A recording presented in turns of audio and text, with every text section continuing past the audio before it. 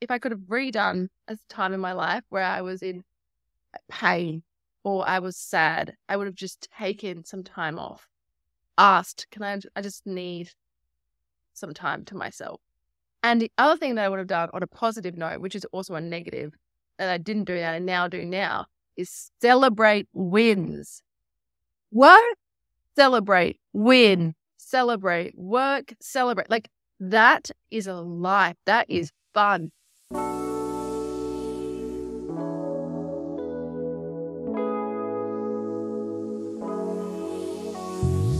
Kayla, we are so happy to have you on the show. Thank you so much for joining us. Thank you for having me. I'm so excited. At 7 a.m. where I am. So you start off my day nice and strong. 7 a.m. Everyone be very grateful that she accepted this. I was just telling her before the show that I probably would not have. That would have been a hard no on my end. Not a morning person. But Kayla Itsines, I am such a fan of yours. I'm going to do a little rundown of all that you've accomplished to give everyone an intro if they don't know you. But then I'll let you tell me if I'm missing anything. You're a personal trainer, an author, an entrepreneur. You have over like 16 million Instagram followers. You've created this huge community of people who want to improve their lives and their health. And most notably, maybe for some, you are the founder of the Bikini Body Guides, BBG, then transformed into the Sweat app, which just casually sold for $400 million. And did I miss anything? No, you're all good. You're a mother on top of all of that.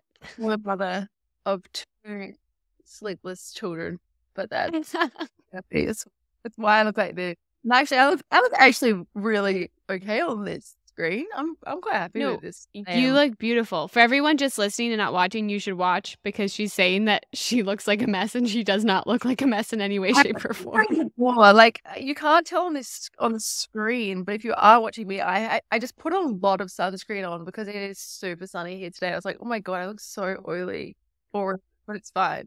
It just looks like the perfect matte to me. So, and probably to everyone else. Did I miss anything in your bio? When you're like at a party, people ask you, what do you do? Because they, for some reason, don't know. What do you tell them? I always get elbowed by my friends at like events because people are like, oh, they go around and I feel like everyone has such an amazing like intro to what they do. Like it feels like they've really like practiced it. Like, oh yes, I'm a surgeon and I work with this and that. And then they go to me, I'm like, I'm a personal trainer. And everyone just looks at me like, people who don't know me, they're like, oh, okay. And then my friend's like, stop doing that. And I'm like, what? Like, that is literally what I am. I can't be bothered. But like, then when people take seriously, like, and then I've always got someone behind me that's like, no, just tell them what you do. I'm like, I have this app, Sweat. Like, I explain Sweat, and I get like, oh, then I get like too proud. I'm like, oh my God, it does this and it does this. And then that's what I do. I like to say personal trainer because I'm like, okay, well, I am. Is there a reason why you're so bashful about it? Like, does it still feel weird that you have this like wildly successful company you created? Yeah, no, like I just like, what am I meant to say? Like, I like literally be me for a second, like be me, like, oh, what are you doing? Like, what's your job title? Yeah, no, I get it. It's hard, and I usually, yeah. When you're on a business, it's like you do literally everything. Like, I can't be like, oh, yeah, I head marketing or like, oh, I head the social team because I don't. There's a social team, but it's like I also head that. But it's like, oh, what does that mean? Oh, well, I got to go into all these different departments and then I got to explain all this stuff. I'm like, personal trainer right now just seems so easy for this conversation. And then I can leave. It's true. It's the quickest way to just give a quick synopsis of it without having to get into the details because you do too much at this point. It would be a long conversation. Super interesting. And then people, and no one wants that. As soon as you say, oh, like, develop a fitness app, they're like, oh, I'd love to develop a fitness app. And then you end up all night speaking to the person that wants to develop a fitness app and you don't get to meet anyone else. I'm like, you know what? I've already foreseen this whole night. I'm going to say personal trainer and I'm going to move on. So it's actually not a bashful thing. It's a self-preservation thing to try and get out of the conversation as quickly as possible, which is fully acceptable. Yeah. Thank you. Though that completely makes sense. Well, whatever your job role is, it's a lot of things, but the main one is clearly personal trainer. What led you to fitness? What has the journey been like for Kayla to build this fitness empire? Again, like the story is not one of those stories that is like come from nothing, become something. It was literally just a progression of my life. So I was fit in school. I tried to be the fittest one. Like I was always like trying to be, like first in the 100 meters, first in the 200 meters, first. Like I used to like play against the boys. I used to be the boys basketball team. So I did that. And then after school, I did basketball coaching. And so I'd coach the younger kids, which is extremely frustrating, by the way. If you're a basketball coach, once you played at like an elite level, then you try and coach kids. You're like, oh God, I feel sorry for all my basketball coaches. And then as I was doing basketball coaching in school, I was trying to get out of school so as much as possible because I didn't love school. So I was like, I'll do courses, which I don't think many people know this, but I did a beauty therapy course because I love like skin and like doing like I wanted to make people feel good about themselves. So I was doing beauty therapy like just 30 plus. I failed. I failed terribly at the nails because I would play basketball and then I'd go and do my beauty therapy course. And when you like, I don't know if you've ever been to the gym and you try and do something like thread a needle, but like your hands are shaking. Oh, it's terrible. Oh yeah. Yeah. This was not a good idea on my behalf, but as long as it got me out of school. And then I finished school, by the way, guys. Anyway, and then I did a personal training course as well because I did basketball coaching. I'm like, I love coaching. Like I want to be a PE teacher, which is a physical education teacher when I'm older.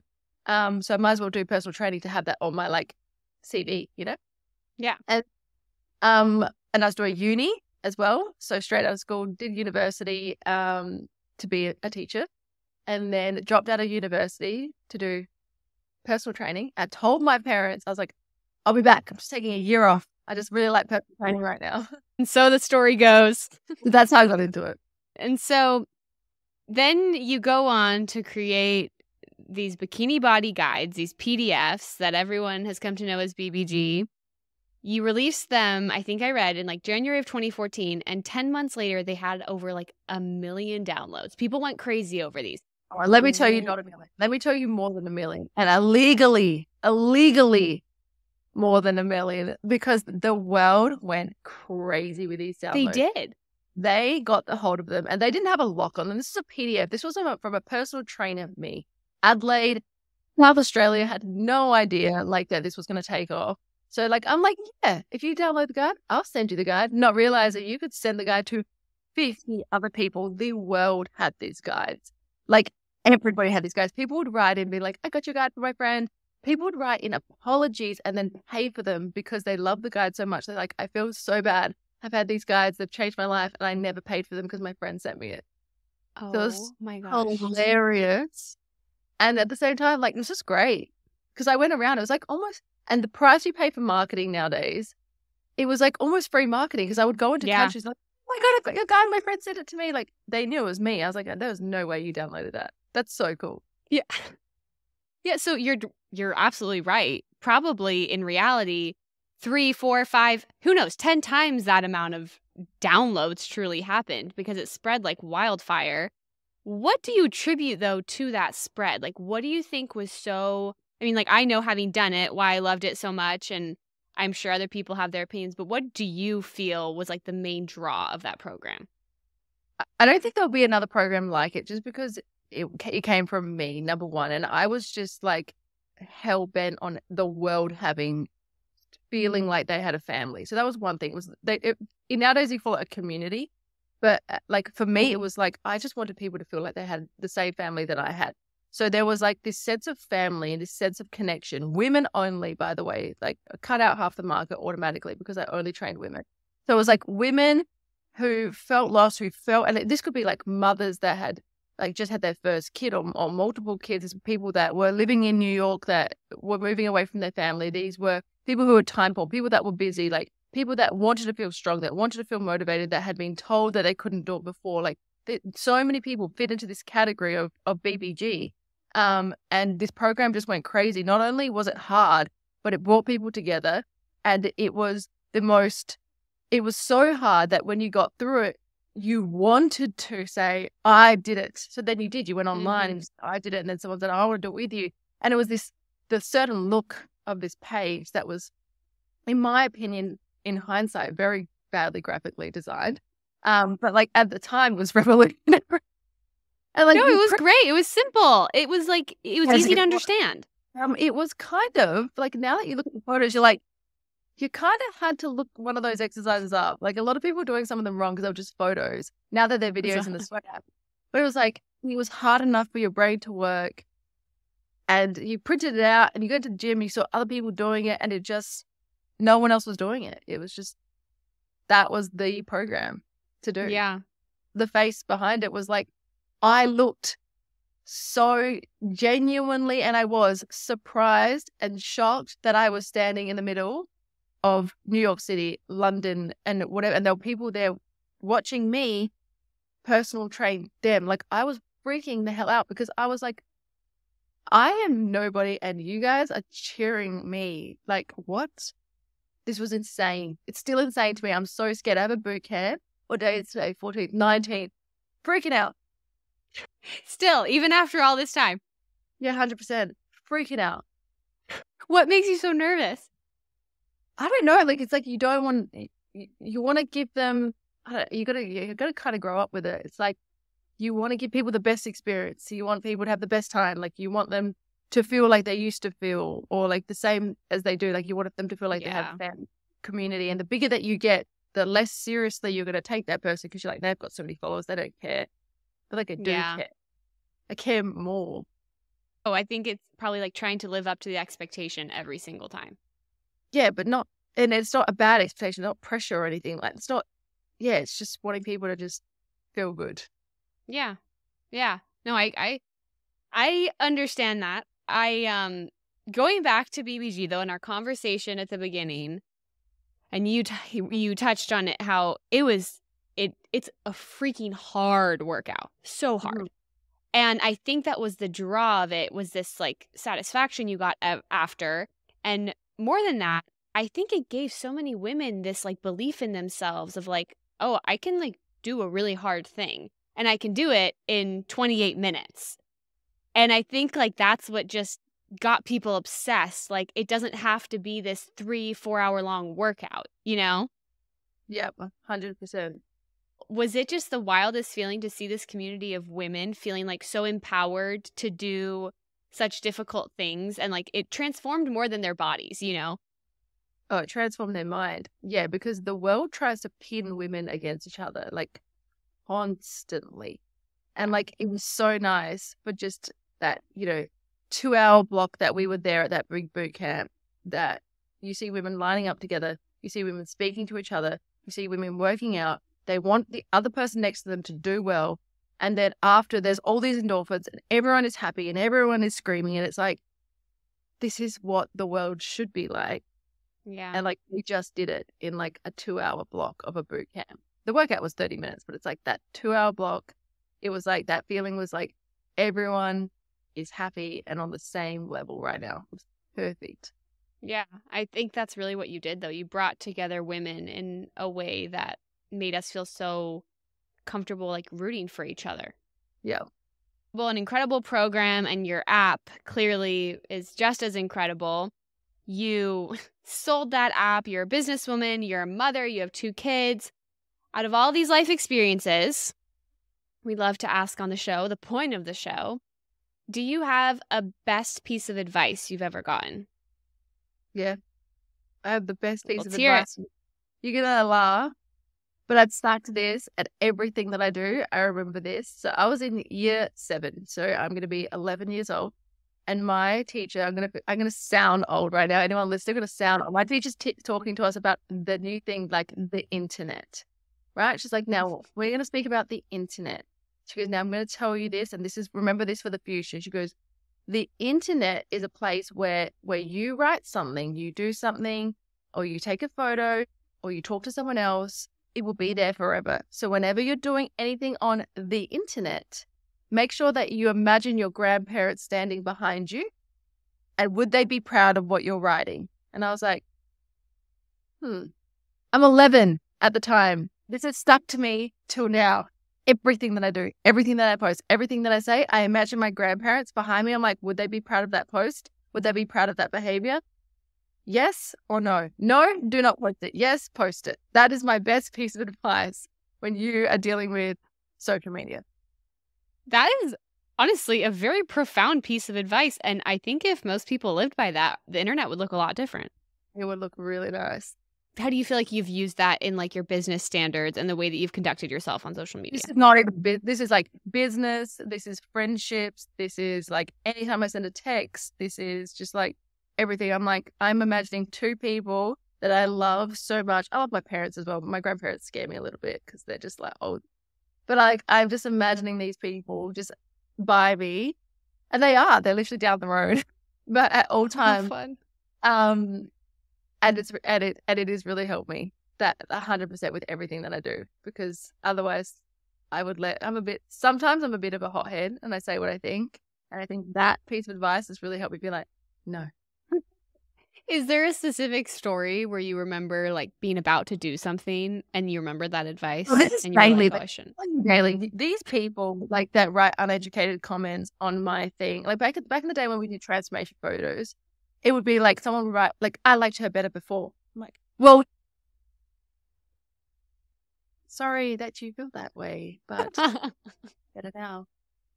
No, I mean, I'm sure that happened frequently. I also know you've made a very concerted effort on your channels to be like a very wholesome fitness, like fitness app, like space on social media.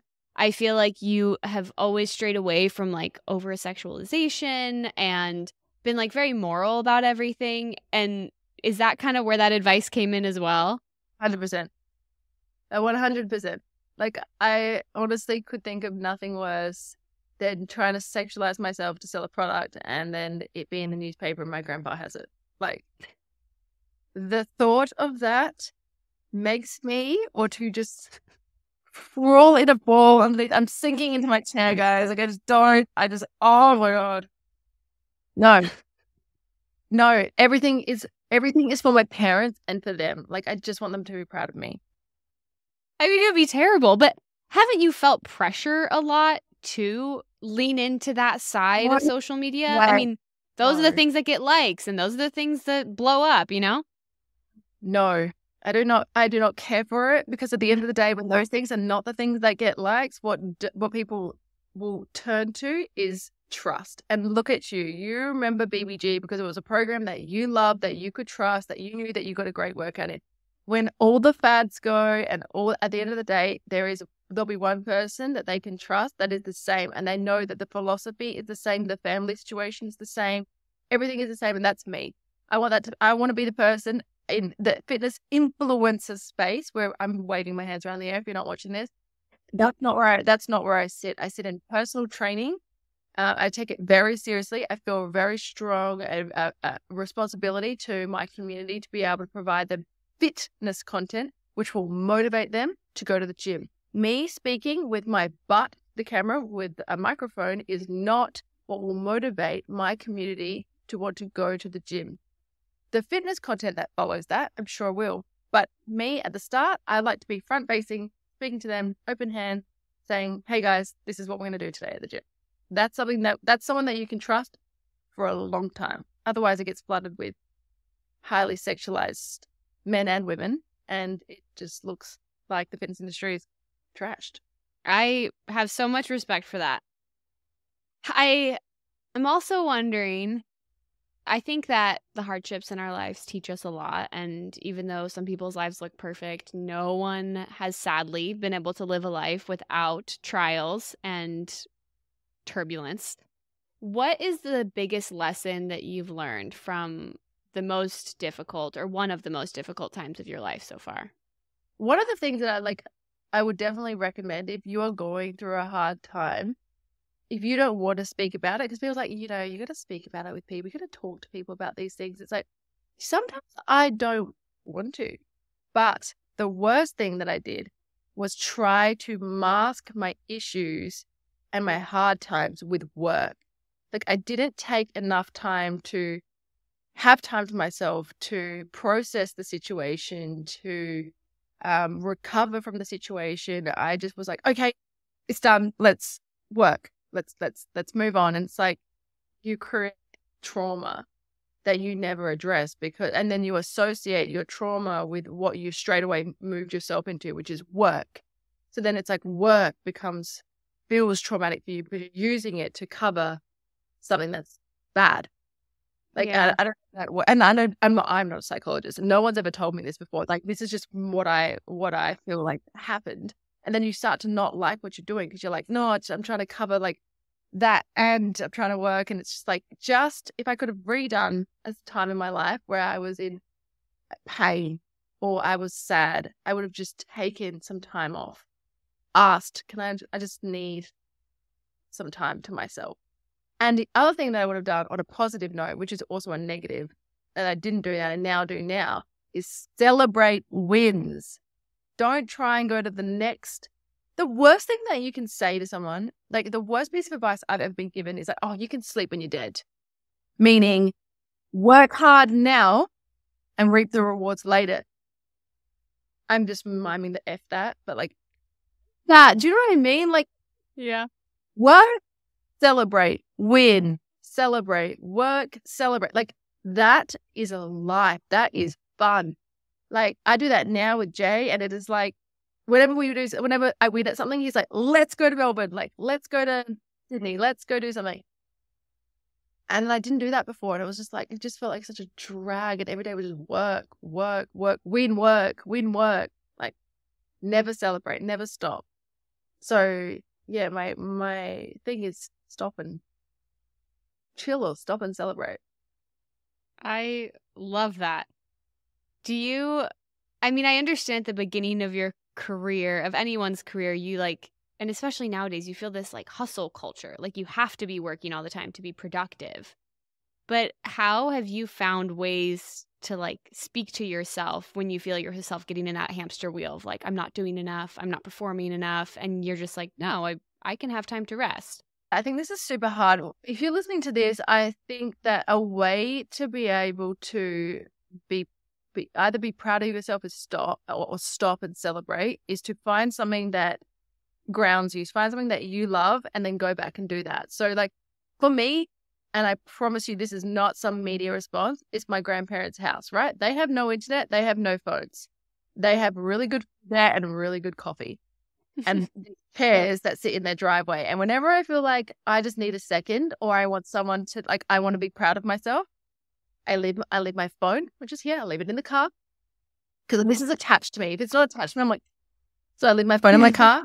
I walk into my grandparents' house, Greek music playing, chairs in the driveway, people there, cakes on the table, coffees on the table, sit down and I celebrate. This is my happy place. This is my place where I've always gone, where I feel super happy, I feel proud, and I feel relaxed. And I think that everyone needs to have their happy place. Now, if you don't have grandparents, one, I feel so sorry for you, and I'm sorry, but there are other things. It could be like a restaurant, a food place that you love, a massage appointment that you love, a person that you love. Like, it's just something that you go to every single time that makes you feel, this is my happy place. I think that's great advice. I feel like people in particular who love us for like our realest, rawest selves have a way of just reminding us of our worth when we kind of forget it. 100%. And maybe those are grandparents, maybe those are friends. Hopefully it's all of your relationships in your life, but certain relationships I think bring out the best in you more than others. And certain areas of the world as well. Like sometimes it's not a person, it's a place. Like you go to like, for example, Italy or Greece or Bali or wherever is your place, and you're like, it doesn't feel like home, but it feels like my place that I need right now. Absolutely. Absolutely.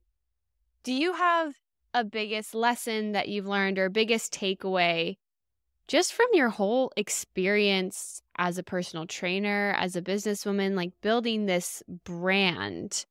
What would you, if your younger self came to you and she was like, so how'd it go? Like, what did you learn from all this craziness? What would you say? I would tell her that it's like, I would be like, it was so fun. Like, make sure that like you stick to your guns, you stick to your morals.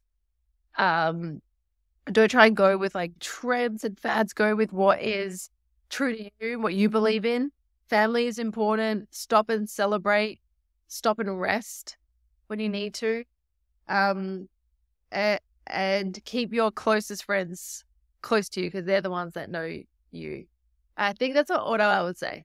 Those are really beautiful things to say. Yeah. That actually encapsulates a lot of life's most important lessons, I'd say.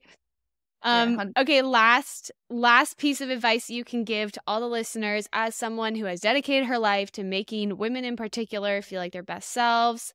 What is one piece of advice that you would give to women who are struggling with their body image? This is a tough love one. Are you ready, guys? Yeah. Let's hear it.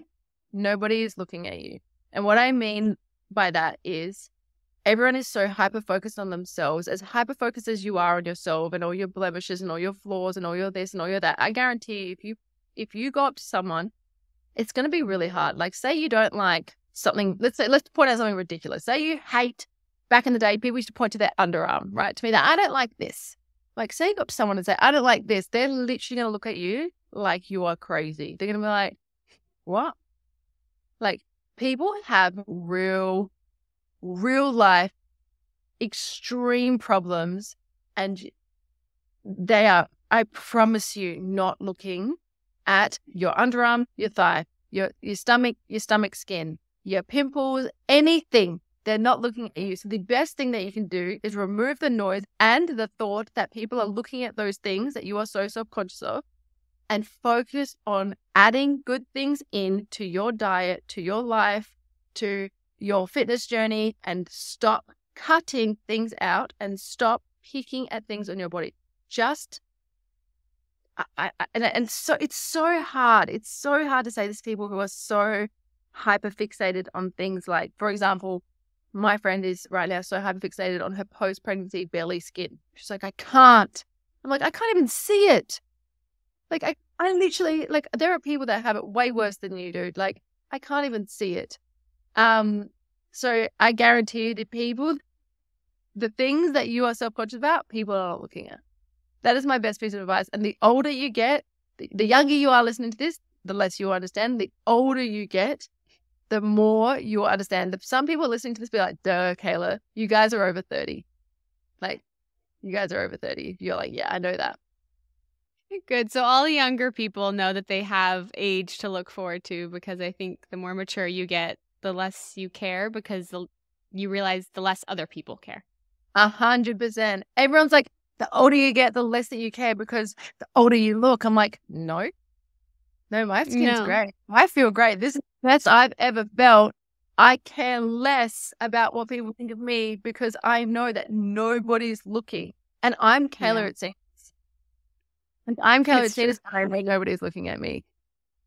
Like, they just want fitness content. You heard it here first, folks. I think that's a wonderful piece of advice. And I think if some people had learned that as they were younger, it would have helped them a lot growing up. So I think that was a great one piece of advice for women. And you continue to inspire. And I thank you from my personal standpoint for the program that really did change my relationship with fitness and working out. And I'm sure millions of other women thank you as well, because your workouts truly changed lives and they've united us as women and as people just trying to improve themselves. So thank you so much, Kayla. Thank you, guys. And last but not least, tell us where we can go to follow you and follow along with what you're doing and support you. We want to know how we can keep up. Honestly, if you guys are looking for a great workout program, you can just download the Sweat app on the App Store or Google Play, and that will give you everything that you need. Otherwise, you can follow me, Kayla Itsines, on social media. Wonderful. Kayla, thank you so much for joining us. To everyone who is listening and watching, don't forget to subscribe to hear more of other people's best advice they've ever gotten. And thank you for tuning in to The Shift.